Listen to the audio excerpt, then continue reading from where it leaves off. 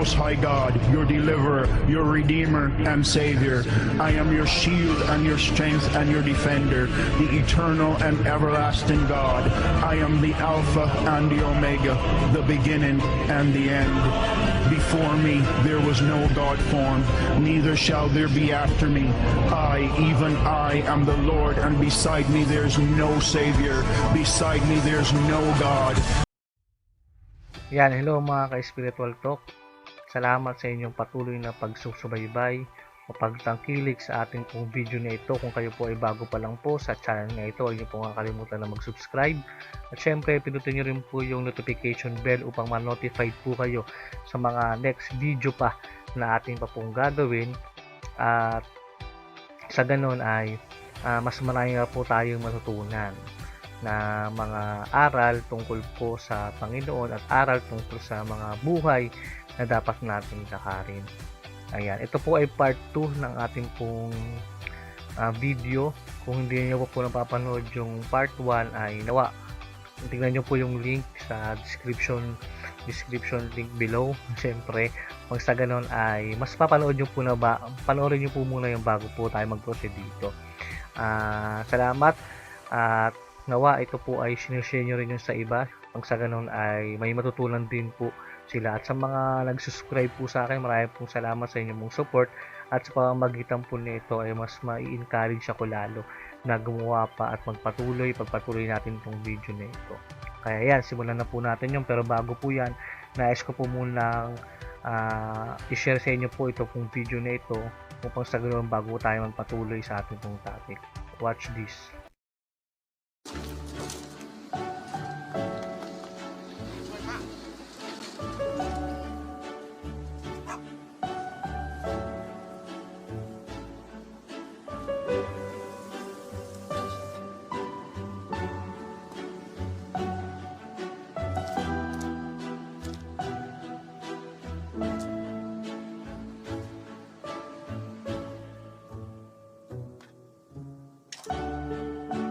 เขาจะได้อะไร ถ้าเขาทำแบบนี้ทุกวัน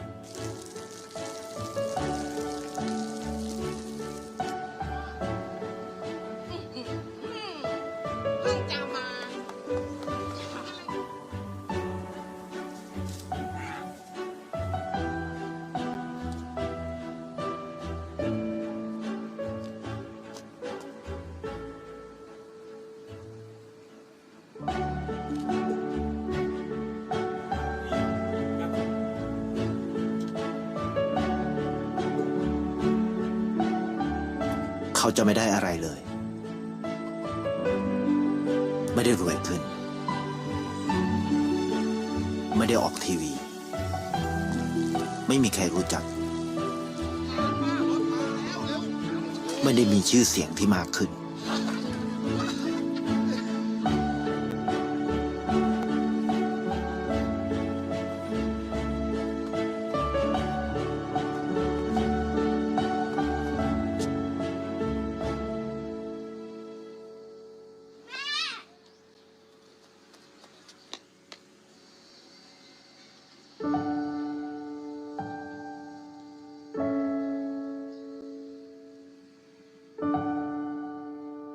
เพราะสิ่งที่เขาได้ คือได้แค่ความรู้สึก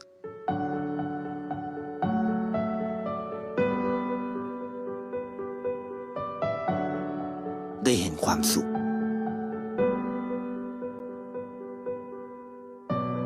ได้เข้าใจ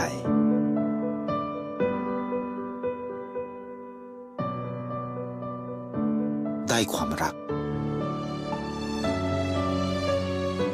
ได้ในสิ่งที่เงินซื้อไม่ได้ ได้โลกที่สวยงามกว่าเดิม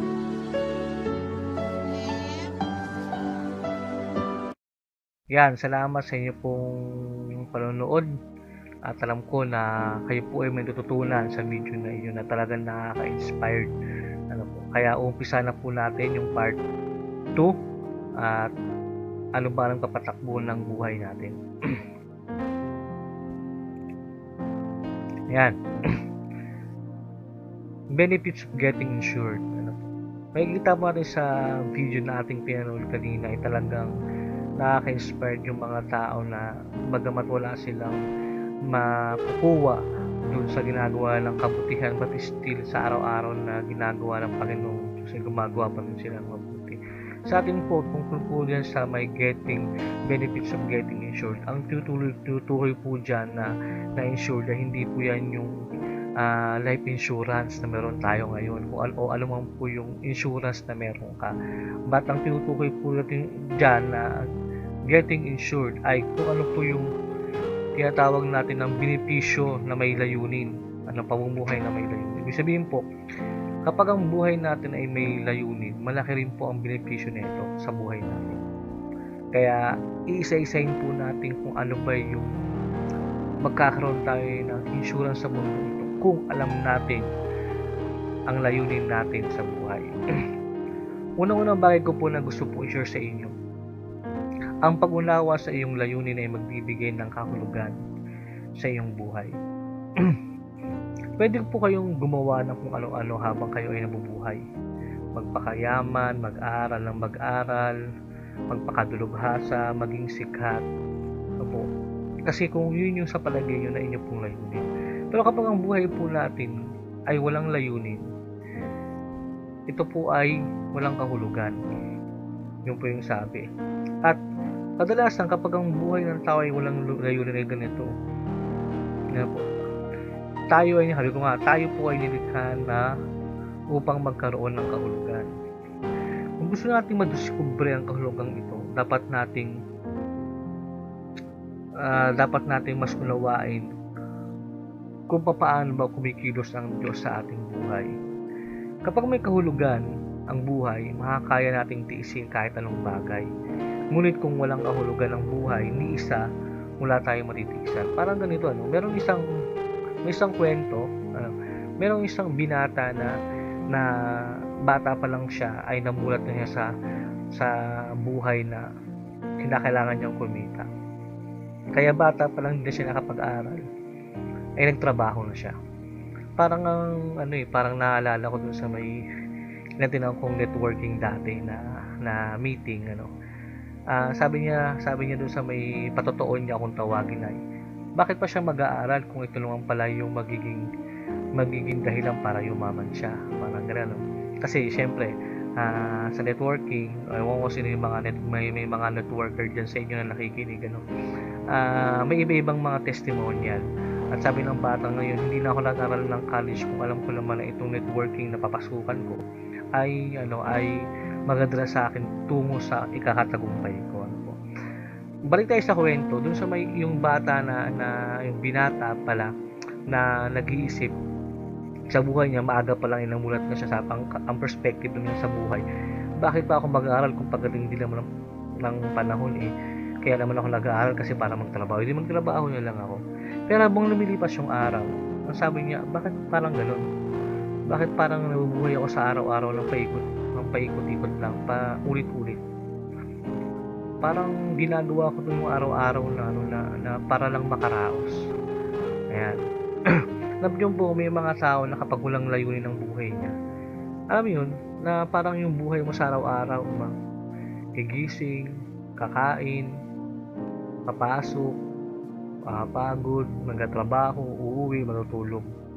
Doon lang umiikot yung cycle ng buhay. Kumbaga parang yun na yun Kasi merong pangunahing dahilan ng tao ba't mabuhay. Una, syempre para bakit nabubuhay o kaya bakit nagtatrabaho. Kasi una, para makakain, di ba? Ang hirap kayo maging tambay. Mahirap pag tambay, syempre wala kang pera. Sa kalab ng kakain, mangungutang ka. O diba? O kaya magulang pa ng kape. Pero yung iba, napag-itiisan nila yung pagtatrabaho kasi ang layunin nila kasi gusto nilang makakain ng maganda yung pamilya nila. Sample naman natin dyan yung mga OFW natin na talagang halos nagkapakirap sa ibang bansa para lang merong maipadala sa kanilang pamilya sa Pilipinas kasi sa natin OFW sa Pilipinas, di ba? Ano yung napag-itiisan nila? Kasi ang para sa kailangang kahulugan nila ay yung masuportahan o mabigyan ng magandang buhay yung kanilang family.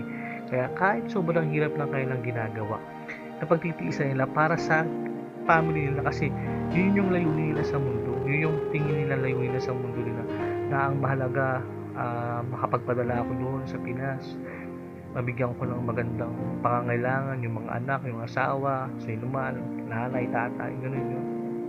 Yan po. Pero sabi ko nga po sa inyo, kapag ang buhay walang layunin, hindi mo makakayang pagtiisan lahat ng bagay, yung mga bagay na ginagawa mo. Ibig sabihin, kaya po mo po natitiis yung mga hirap sa buhay na ito kasi ang layunin mo ay maging source o maging daluyan ng pagpapala sa iyong family, patulungan yung pamilya mo na makaraos sa pang-araw-araw. Okay. Kung wala ang Diyos, walang layunin. Walang layunin ng buhay. Kung walang layunin ng buhay, walang kahulugan. At kung walang kahulugan, walang kabuluhan at pag-asa ang buhay. Sabi ko nga po lagi sa inyo, ang buhay na ginagamit natin sa bagay na hindi para kung saan ay walang kwenta. Magulo, Ibig sabihin, kapag ang buhay po natin ay ginamit natin sa hindi naman talaga dapat natin paggamitan, ay nagiging walang kabuluhan, nagiging walang kahulugan. Tatanungin ko po kayo, paano niyo po masasabi na ang buhay niyo po ay may kahulugan o kabuluhan? Isip niyo po. I-comment nyo rin po yung tanong ko na yun. Paano mo masasabi na ang buhay mo ay mayroong kabuluhan o kahulugan? Ayan. Siguro po may mga iba-ibang nagsagot po sa inyo. Iba-ibang mga pananaw nila sa buhay. Pero sabi ko nga po lagi sa inyo, isang bagay lang para magkahulugan ng layunin ng ating buhay. Kailangan na mayroong munang Diyos tayong pininiwalaan. Importante po yan. Kung kayo po ay may mga Bible, pwede nyo pong buksan. Pero sabi nga po, kung kilala nyo po si Isaiah, ayan, siya po ay isang lingkod ng Panginoon na ginamit niya yung kanyang buhay para iparating sa bansang Israel yung sinasabi ng ating Panginoon kasi siya ng propeta. Pero sa kabila nun, ito po yung nasabi ni Isaiah kasi nahihirapan din naman siya. Kumbaga, ang mga prophets that time, tao rin naman, pagod, nanghina, nawawalan ng pag-asa. But still, kapag alam mo kasi yung layunin mo, meron kang pinaghugutan ng lakas. Sabi po na Isaiah, ngunit ang tugon ko, ako ay nabigo sa aking pagsisikap. Hindi nagtagumpay, gayong ibinuhos ko ang aking lakas. Gayon may itiniwala ko kay Yahweh, na ang aking kalagayan na ako'y gagantimpalaan sa aking nakayanan.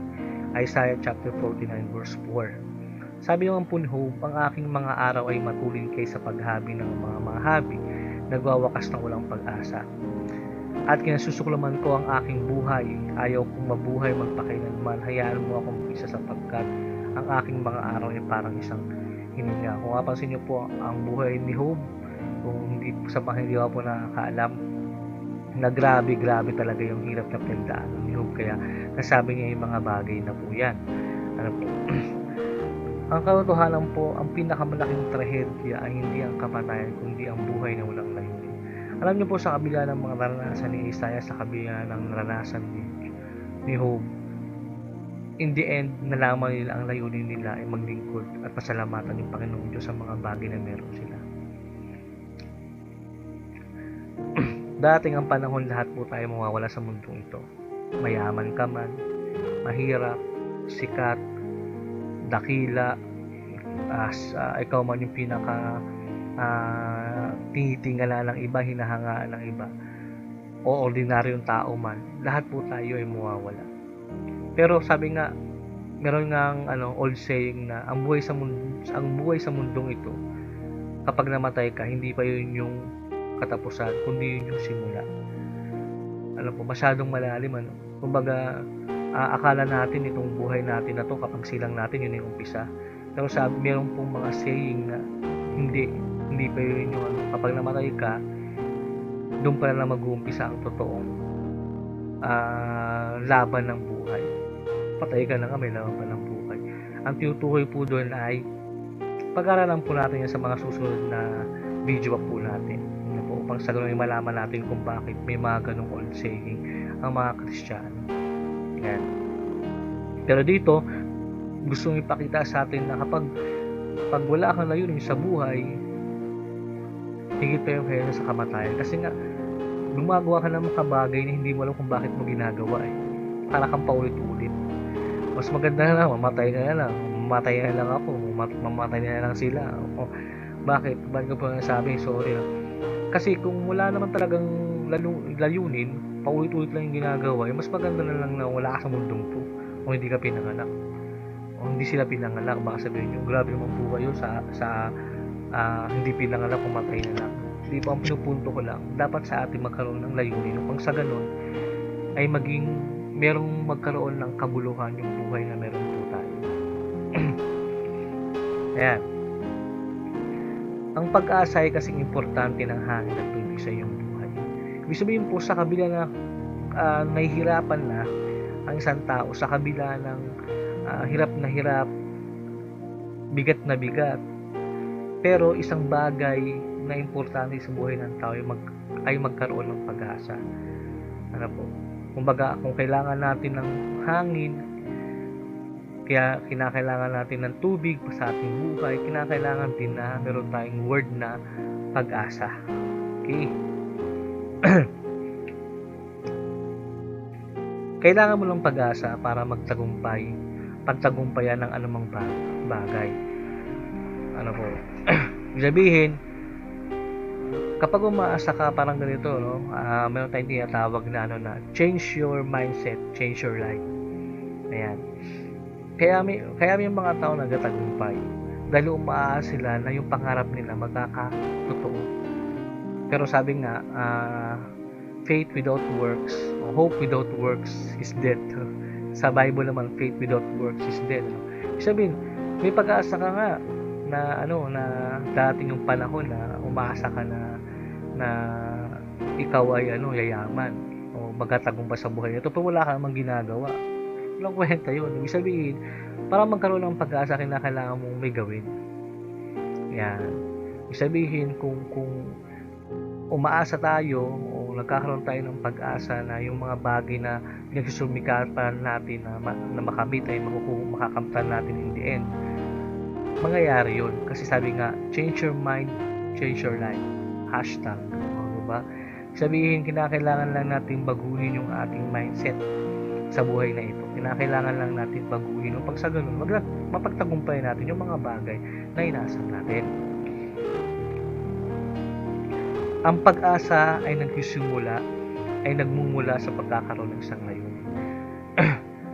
Ibig sabihin, paano ka magkakaroon ng pag-asa kung wala ka naman layunin sa buhay? Bigyan ko unang mong layunin ay sa mga estudyante makagraduate. Ang layunin ko makagraduate. Kaya nagkakaroon ako ng pag-asa na dating ng panahon na maiahon ko sa hirap ng mga magulang ko kasi mag-aaral ako ng maigi.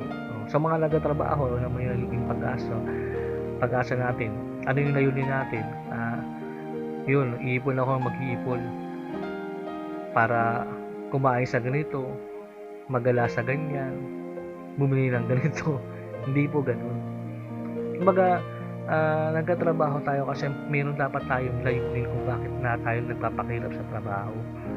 Siyempre, kung sa mga magulang na tatay, siyempre, natural ang layunin nila para sa anak nila kapag asama. Pero paano kung binata ka? Paano kung single ka? Diba? Ano yung part na layunin mo bilang nagtatrabaho? Kasi, sa buhay ngayon, pagka sabi nila, ang mga millennial daw, diba? Ako hindi man ako millennial. Anong puro gastos? Bili rito, bili roon, gala dito. Ngayon pandemya, hirap. Diba? Kumbaga, isang bagay o tips para sa mga nagtatrabaho na single, mag-ipon. Kung di mag-ipon, mag-invest.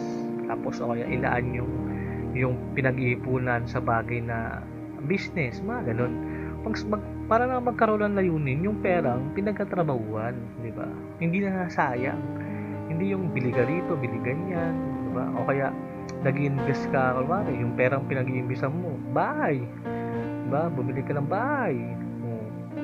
Kasi wala ka po, kung sabihin natin yung mga magulang mo may bahay naman sila, meron okay naman sila, hindi naman nila kinakailangan ng sahod mo. Kung single ka, di mag-ipon ka para makabili ka ng mga bagay na na mai-invest mo na sarili mo. Dapat ganun. Kaya kapag nararamdaman mo lang nawawalan ka ng pag-asa dahil sa mga nangyayari, merong sinasabi lagi ang ating Panginoon Diyos. Sapagkat nalaman ko ang aking mga panukala para sa ikabubuti at hindi sa ikakasama upang bigyan kayo ng kinabukasan pag-asa. Ayan, yan yung mga paborito ng mga nagbabasa ng Bible, na Jeremiah chapter 29 verse 11, nakalimutan ko lang sa English yun. For I know the plans I have for you, plans to, mga ganun. Ang plano ng Diyos sa atin ay magkaroon tayo ng magandang buhay. Hindi magkaroon ng walang pag-asa, kundi magkaroon ng pag-asa. Maganda yung nais ng Diyos sa buhay natin. Maganda yung plano ng Diyos sa buhay mo. Maganda yung plano ng Diyos sa buhay ng marami. Kinakailangan lang po natin alamin kung ano po yung pinakalayunin natin sa buhay na ito. Kung sa ganun, hindi hasayang oras natin. Diba? Kasi kapag hindi po natin alam yung yung layunin natin sa buhay, na parang naaaksaya yung panahon at oras natin. Pero kapag alam mo, wala kang inaaksaya. Ayan. Ito po yung pangalawa. Ang pag-unawa sa iyong layunin ay magpapagaan sa buhay mo. Bakit? Ito po yun eh. Malalaman mo kaagad kung ano yung mga dapat mong gawin. Kasi kapag alam mo may layunin ka, alam mo yung mga dapat mong gawin. Katulad ng gumawa ka ng mabuti, di ba? Tumulong sa kapwa, ay gumawa ng mabuti, tumulong sa kapwa, di ba? Yan yun, act of helping of others, di ba? Magbigay kung ano man yung mga kaya mo. Kasi alam mo eh, sabihin para magkaroon ng halaga, magkaroon ng halaga at mapagaan yung buhay mo, gumawa ka ng mabuti. Alam nyo, ano yan eh, isa yan sa mga sikreto ng mga mayayaman na nagsumikap nung maliit pa lang. Ano pong mga nakilala kong mga mayayaman, isang bagay na lagi nilang sinasabi, kung gusto mong yumaman, kung gusto mong magkaroon ng successful sa buhay, tumulong ka sa iba. Kasi sa networking ganun eh, diba? Kumbaga parang wag mong i-down yung iba, kundi i-lift up mo. Meron pang tinatawag na don't judge the book by its cover. Ibig sabihin, no matter what, ano man yung itsura niyan, color niyan, pananamit niyan, kung meron kang parte na alam mo kaya mo siyang tulungan mo siya. May mga ganung kaisipan. At magandang i-adapt na po. Alam mo rin kung ano yung mga hindi dapat mong gawin. Tulad ng mambuli, yan, sa mga bully. Okay, mambuli, bad yan. Maganda. Mag-away, di ba? Mag-away mag-asawa. Awayin mo yung ka-office work mo, awayin mo kaibigan mo. Hindi maganda yan. Hindi yan magpapagaan sa buhay mo. Hindi yan magpapagaan sa buhay natin. Kung nibibigat yung kalooban natin kapag ganyan yung ginagawa natin. Siyempre, pag isinungaling, yan ang isa sa pinakaayaw ng Panginoon, yung isinungaling. Alam po, maliit man o malaki yung bagay na pinagsinungalingan mo, pero ayaw ng Panginoon po yun ang isinungaling. Tandaan niyo po yun. Ayan. Kung wala kang malinaw na layunin, kung wala tayong malinaw na pundasyong pagbabatayan ng ating pagdidesisyon, di ba? Kaya kung wala tayong pundasyong pagbabatayan ng ating mga desisyon, wala rin tayong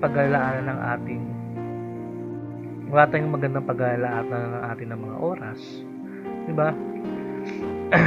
yung oras na pinag-aalaanan natin, kasi nga wala tayong pundasyon eh. Gumagawa tayo ng mga bagay na basta magawa lang natin eh. Pag-aalaanan ng ating lakas, hindi natin alam. Kasi wala nga tayong layunin eh. Yung ating kayamanan o yaman sa mundong ito, nga may kanta no, di ko na hangad ang yaman dito sa mundo, pagmamahal mo, di ba? No. Ang sarap hangarin ng pagmamahal. Kaya nga sabi sa mundong ito, isang bagay na hindi maagaw sa'yo ni naman, yung magkaroon ka ng pagmamahal sa kapwa mo. Diba? Marami naman hindi maagaw yun naman. Yung mga bagay na hindi kayang bilhin ng pera. Diba? Kaya nga kayo nasa may video, diba? May mga bagay na hindi kayang bilhin ng pera. Yun yung kasiyahan at pagmamahal, pagtulong mo sa kapwa. Kaya hindi mananakaw sa iyo. Kaya kailangan meron tayong pundasyong pagbabatayan ng ating mga desisyon. Kung saan magkaroon tayo ng layunin. Ang mga tao hindi alam ang kanilang layunin sa buhay ay nagpupumunit na makagawa ng maraming bagay. Okay? Gawa ng gawa. Wala eh. Umiikot lang eh. Paikot-ikot yung buhay. Cycle. Ayan. Imposibleng magawa mo ang lahat ng gustong ipagawa sa iyo ng iba. Ang oras mo ay sapat lang para gawin ang kalooban ng Diyos. Okay? Sabi po sa Biblia, nakasulat, may nagkukunwaring mayaman subalit wala naman. May nagpapanggap na dukha, gayon may napakayaman. Ayan. Kaya nga sinasabi ko lagi sa inyo ay don't judge the book by its cover. Ano po? At sabi rin po sa Biblia, iyong iniingatan siyang lubos na kapayapaan na ang pag-iisip ay sumasa iyo sapagkat tumitiwala sa iyo. Hindi po, bilang pong pagtatapos sa ating pong part na ito, napakasimple lang. Pag naunawaan natin yung layunin ng ating buhay, yun yung nagbibigay ng focus sa atin. Ano po, sabi ko nga po kayo na nagbibigay ng kahulugan sa ating buhay. Pangalawa, kapag alam natin yung layunin natin sa ating buhay, layunin ng ating buhay, yun yung magpapagaan ng ating kalooban. Higit sa lahat, kapag alam natin yung ating layunin, yun yung magbibigay sa atin ng pag-asa para magpatuloy sa kabila ng mga through deadline, nahatakot ka, di ba? But still through deadline, nahatakot ka, di ba? But still, dahil alam mo yung layunin mo ng layunin mo, alam natin yung layunin ng ating buhay, hindi tayo mangangamba sa buhay ngayon. Kasi alam natin na nandyan yung Diyos para sa atin. Yan, maraming pong salamat. Kung kayo po ay may natutunan, lagyan nyo lang po sa comment box na yes. At kung meron pa po kayong mga ibang topic na gusto pong i-suggest, nagawa natin ng video, mga tanong, ay gagawin po natin ng video. Yan, maraming pong salamat at God bless you.